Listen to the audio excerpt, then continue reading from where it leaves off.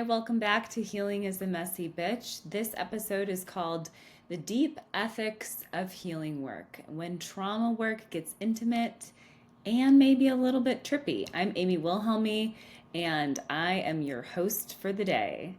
So in Healing is a Messy Bitch, what we like to do is say the quiet parts of therapy out loud. And today's episode is about something that doesn't get talked about enough, which is ethics. Wait, don't click away. I know the ethics sounds dry. It sounds like CEUs and PowerPoint presentations and all the reasons why therapists drink oat milk lattes. But here's the truth. When you're working with trauma, intimacy, and psychedelics, ethics isn't a buzzkill.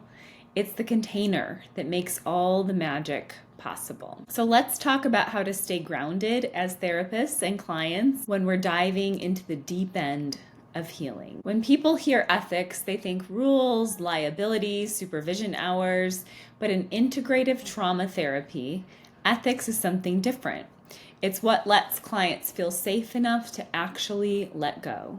Because when you're combining modalities like ketamine-assisted psychotherapy, EMDR, eye movement desensitization reprocessing, or trauma-focused sex therapy, you're asking people to surrender control.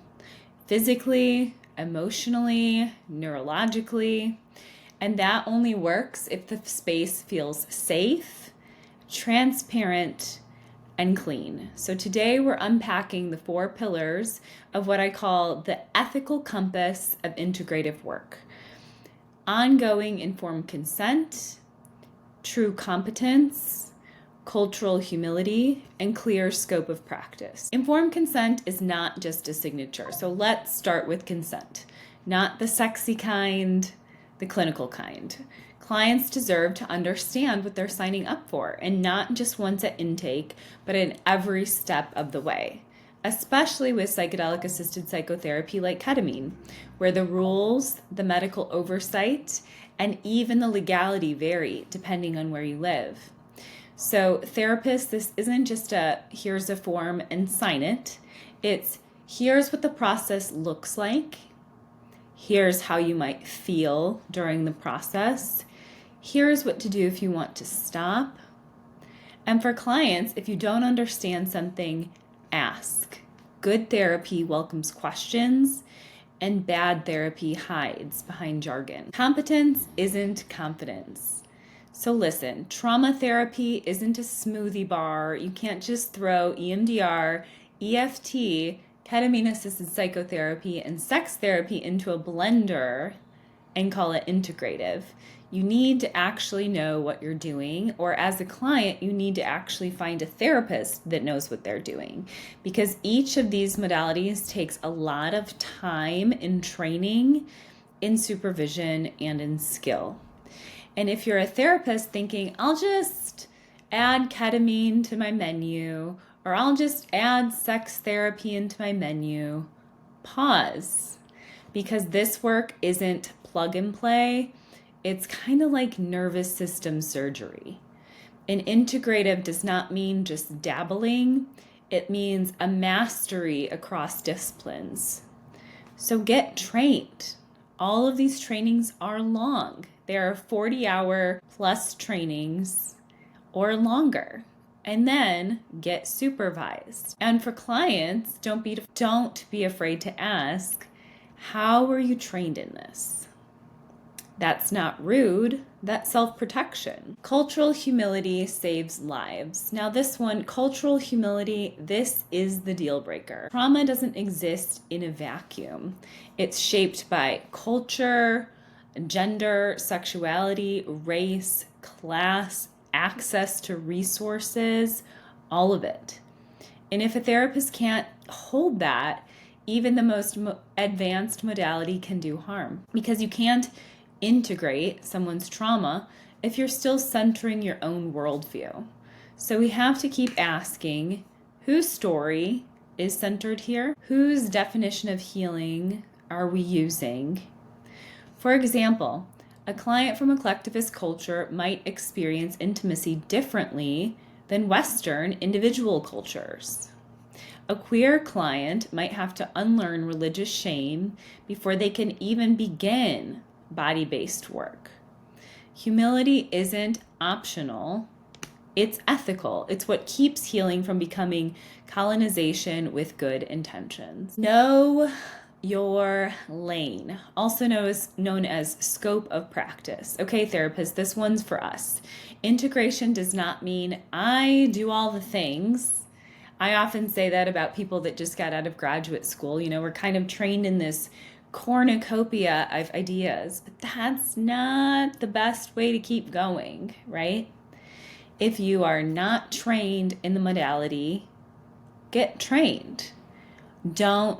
If you're not trained, for example, in medical work, don't try to manage a client's meds. If you're not a body worker or you aren't trained in somatic work, don't start somatic work without proper training. Sometimes the most ethical thing you can do is refer out or collaborate or call your supervisor or find a consultation group. Call the psychiatrist, call the yoga therapist, the shaman, whatever the client needs. You are not the whole meal.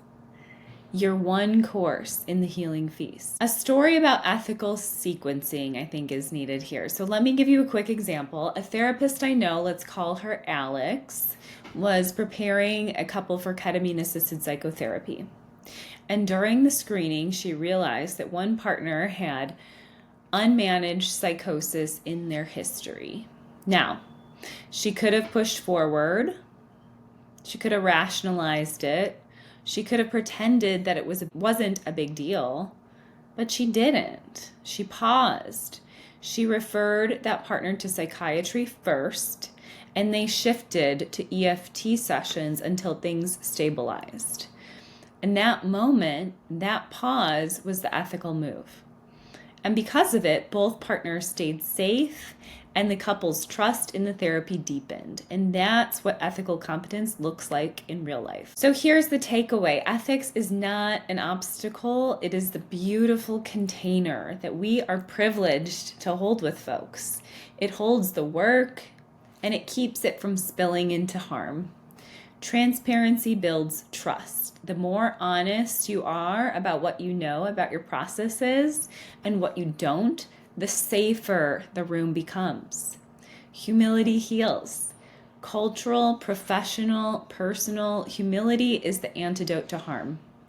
Ethics is what lets us do wild, beautiful, cutting-edge healing work without losing our integrity or the client's integrity in the process. If you're a client, remember this: you have the right to safety, clarity, and choice.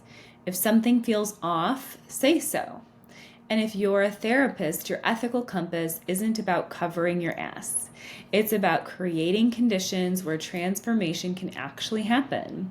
Because when ethics and intimacy meet, that's when healing becomes an art. So thank you for watching Healing is a Messy Bitch. If this episode got you thinking, hit subscribe, drop your questions in the comments, or share with another clinician or client who's doing this deep, messy, and sacred work. I'm Amy Wilhelmi, LMFT, and remember, ethics isn't about saying no, it's about protecting the yes.